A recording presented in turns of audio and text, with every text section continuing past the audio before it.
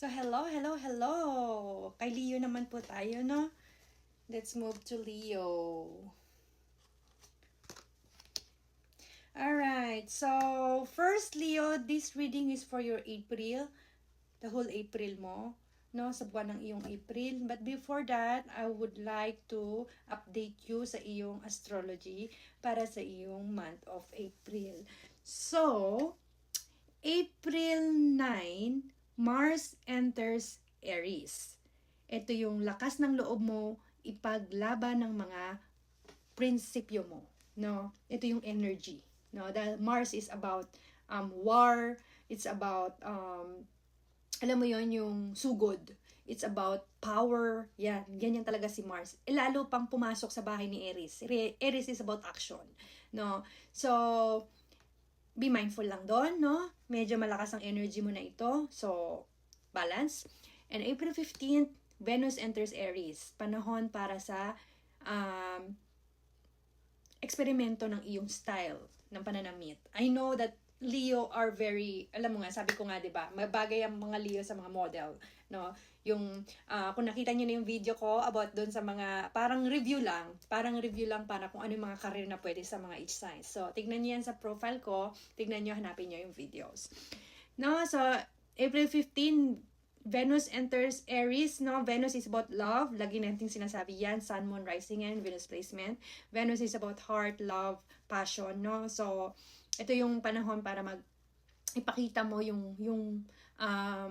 or mag-eksperimento ka pa ng mga style mo or pananamit mo, mga style mo, passion mo, gano'n. And in April 17th, Leo, meron tayong new moon in Aries, no? Mainam na simulan. Kasi new moon, pag sinabing new moon, it's about magsimula ng something. Magsimula ng kahit ano. No? So, mainam na magsimula ka para sa iyong legal na mga papeles o travel plans. So, ito na yung buwan na kung gusto mong mag-travel abroad, kung gusto mong magtrabaho abroad, kung gusto mong umalis kasama ang iyong mga loved ones sa buhay, no? Go. Because this is your parang magandang buwan para mag-start or mag-ayos, no? Dahil tutulungan ka ni Moon, no? Sa part na ito. And then sa April 20, Sun enters Taurus, no? Mag-focus sa iyong professional goals or public standing. Mag-focus ka dito sa araw na ito. So 25 naman, Uranus enters Gemini, may pagbabago sa iyong circle of friends, no? Of course, kapag ikaw ay nag-start ng bago, kapag ikaw ay medyo nagpalit ng konti, no, or nag-iba ng itsura, minsan, 'di ba? Minsan may mga panahon na pati yung nasa paligid natin medyo napapalitan na rin natin because people change. Ika nga. So, yes, balance lang daw dito, sabi. Ang sinasabi dito ng iyong astrology, Leo energy tip, no? Upang hindi maging overwhelming ang iyong energy, makakatulong ang paggamit ng mga kulay na ginto o orange, no? Ang pagkakaroon ng creative outlet tulad ng pagsusulat o paggawa ng videos ay mainam para ma-channel ang iyong nag-aalab na inspirasyon as a Leo energy. Wow! So, this overall, no? This month is April is about grand expansion and spiritual awakening. Okay, so that's your astrology and let's move to your tarot card. But first, bibigyan mo na kita ng iyong manifesting card for this month for our Leo.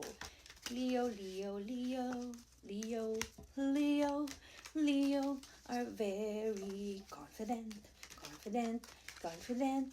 Our Leo are confident, confident. So this is your manifesting card for the month of April. Yoghe babhe. For the month of April. So you have the truth. Truth. Babasahin ko sa'yo habang binabasa mo dyan. Okay, my greatest truth lies within me. A divine voice that whispers from my inner self. I listen closely, releasing control. In doing so, I find the answers I seek. I am in harmony with myself, embracing God's love. the truth that guides me towards my fullest radiance. Wow. Go. I-manifest mo yan, no? Once again, guys, tarot is only for guidance. Only for guidance lang po. No? Ang inyong action pa rin ay palaging kailangan para ma-full natin yung energy talaga. Mapatotohanan natin yung energy natin dito. Okay? So, hang on. Anong nangyari? Kailangan ko daw i-update. Okay. Okay, now let's move to your tarot reading sa ating mga Leo. Lion King. Alright, so once again, remember, tarot is only a guidance or is for guidance. Your action create your reality. Always remember that. No? Kapag hindi nagkatotoo or hindi naman totoo or hindi naman na-resonate sa inyo, ibig sabihin yan, dalawa lang. First, hindi mo inaksyonan. No? Hindi mo sinunod yung guidance. Pangalawa, no, hindi ka nag-manifest. No? Hindi ka nag-aksyon. Dahil this is energy, only energy lang po. No? Energy sa'yo, nasa sa'yo pa rin. Kumbaga, tinutulungan ka lang ng mga ancestors natin, tinutulungan ka lang ng divine, tinutulungan ka lang ng universe, no? Kasi ito is about frequency and energy and vibration, no? Kayo pa rin ang mag-a-action or gagawa ng paraan para magkatotoo to or alam mo yon, maging reality. So, manifested with action, write it, put it in your mind all the time, write it if you can, no? And if I were you, I will comment down sa section natin, sa comment section natin na because you have the truth, no? Or manifesting card from the universe, ang sinasabi dito is my greatest truth lies within me. Ang katotohanan ay nasa loob ko. Dahil this April, you're gonna have the grand expansion and spiritual awakening. So, maganda talaga sa'yo manifest ka at mag-meditate ka, and then comment mo sa baba, my greatest truth lies within me. Okay, so let's start. Yobe babe. Angel Spirit, help me to read for Leo. Help me to read for Leo, please. For Leo. So, titingnan natin yung energy mo at yung opportunities from the energy na papasok sa'yo. No, nakita ko yung chart mo, Leo, for the month of April, no? Halos lahat ng planeta nasa ninth house mo. No? Lahat ng planeta. Because your ninth house is your higher learning or travel yun eh. Travel house mo yun eh. Kumbaga, yun yung higher education or learning mo, tapos yung mga travel mo nandun sa 8th house mo, which is nasa bahay ni Aries. Okay? 8th house, bahay ni Aries. If I'm not mistaken. 8 or 9 house. Okay, let me check. So, ito yung iyong natal chart. Halimbawa. No. So, ikaw ito. Hindi to ka, Leo. So, 1, 2, 3, 4, 5, 6, 7, 8, 9 nga. Hindi 8, nagkamali ako. 9. So, sa 9th house mo, no, nandyan yung iyong education and nandyan din sa season na yan, yung iyong travel. Pwede ka mag-travel, pwede ka mag-planning, pwede ka mag-ayos sa mga dokumento. Ito yung house na to, no? Sa bahay ni Aries. Kasi, ang Aries season is from March 21 hanggang April 19, no? So, ayan yung ibig sabihin ng houses. Tignan mo sa aking profile, yung video ng ating kung paano magbasa ng ating natal chart or ng ating birth chart. Doon, makikita mo doon kung ano yung ibig sabihin ng mga yung houses na yan. Dahil houses ang pinaka-importante. Pag magbabasa tayo ng astrology at gusto natin malaman kung ano ba yung mga ganap-ganap na energy, kung anong mga influence ng mga energies, anong mga planeta sa atin, no? Lalo na ngayon, halos lahat ng planeta nasa bahay ni Aries. No? Kaya maraming ganap-ganap sa ating mundo, no, sa ating mga tao. Then malakas ang mga impluwensya nitong mga ito. So, napakaganda na tignan niyo yung natal chart nyo. Alright. Energy for Leo. energy for Leo. You have the Ten of Swords. You have the Nine of Pentacles. Awesome. And for the energy or opportunities from this energy, you have the Moon. Oh, wow, wow, wow. Oh, wow, wow. Alright, the Ten of Pentacles, no? See? Frequency. Not Pentacles. Did I say Pentacles? It's Swords. No? Kita mo? Ito na. Ang napakalakas ng karisma. Kung karisma pag-usapan natin, malakas ang karisma nito. This is very spiritual. Ano ka dito eh? Ayoko naman maging masyadong spiritual ang ano natin, ang basa natin sa mga Leo. Dahil I don't think na magugustuhan mo yung pagka-spirituality ko. No? Dahil ikaw is a fire ano kay element ka.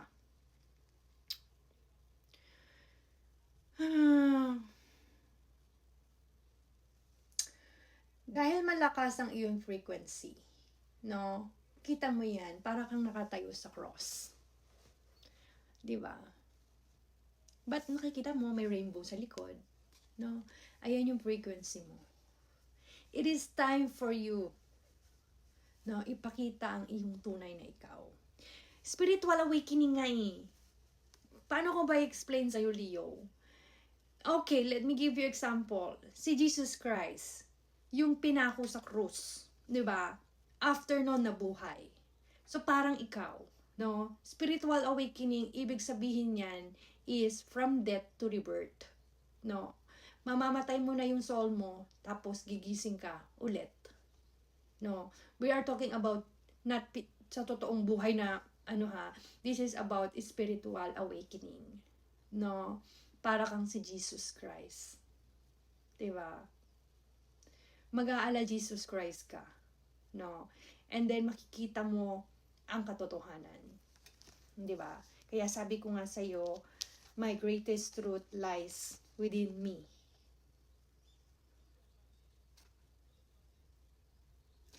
Diba? So ikaw na ang mag-isip kung ano pa ang pwede mong i-describe sa card na to. No? This is the Ten of Swords. This card is ibang-iba sa sa traditional Smith card or traditional tarot cards natin. No, this is more on maraming meaning to. No.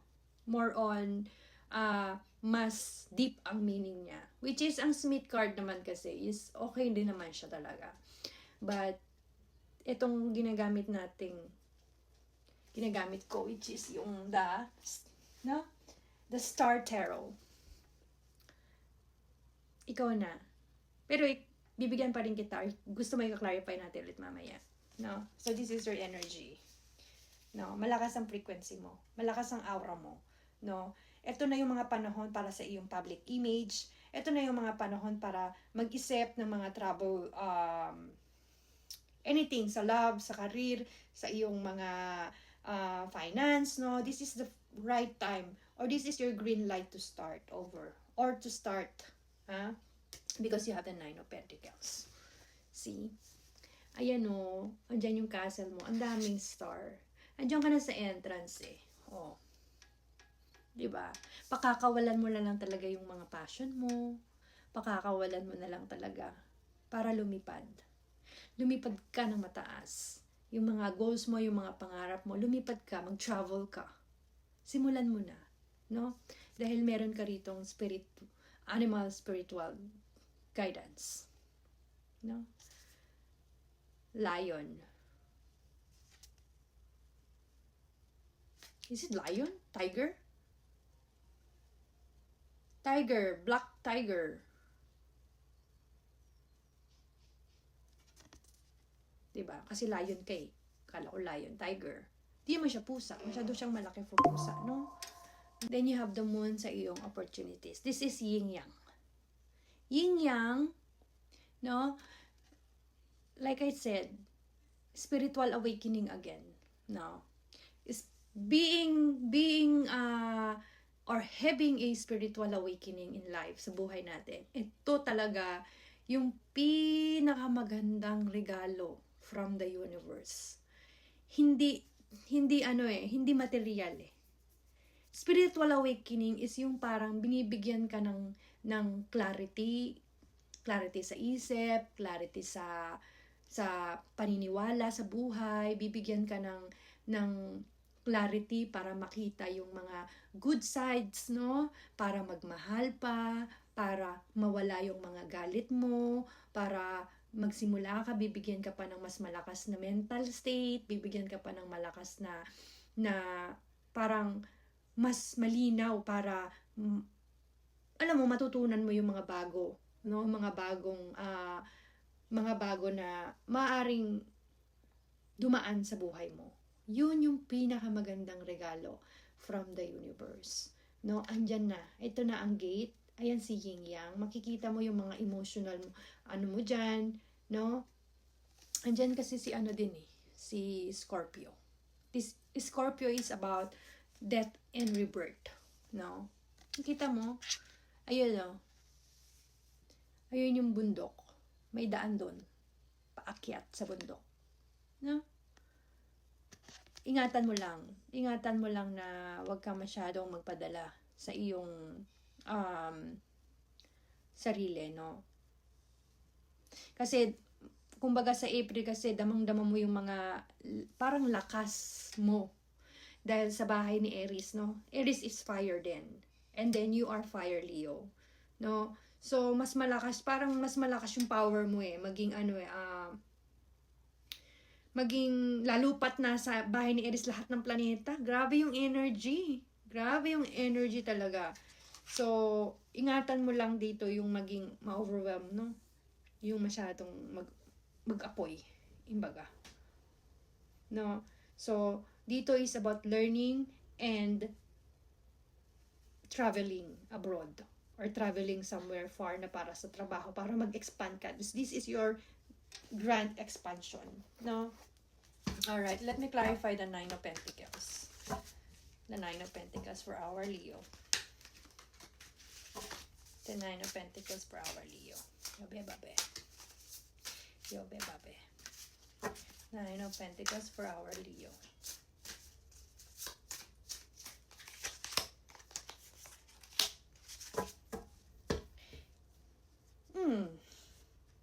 Yun nga, kailangan mo ng balance and kailangan mo ng meditation, kailangan mo din ng